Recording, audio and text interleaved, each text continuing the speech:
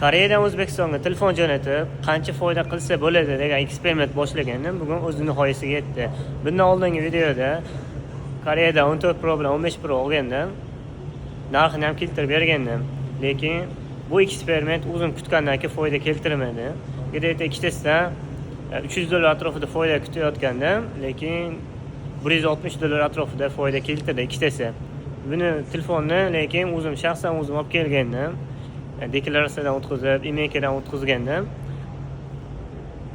Maksimum $300, $350 kutayotgandim bu telefondan. Lekin o'ylaganchalik bo'lmadi. Lekin buni telefonni birovlardan orqali emaildan o'tkazib, birov orqali jo'nataman desangiz, deyarli foyda qolmas ekan. Bu eksperimentda men kutganimdagi foyda keltirmagan sababi deyarli hamma sotuvchilarning bir topgan gapi savdo past, odamlarda pul qochgan, telefon narxi tashlagan. Shunaqa gaplar bilan ular telefon arzonga ketdi, o'zim kutgandagi foyda keltirmadi. Agar sizlar ham telefon jo'nataman, foyda qilaman degan bo'lsangiz, birov orqali jo'natsangiz, deyarli O'zbekiston narxi bilan bir xil bo'lib qoladi. Jo'natish puli ham o'zir email hisobiga qimmatlashgan. Agar o'zingizlar bilan olib ketaman desangiz, oz-moz farq qiladi.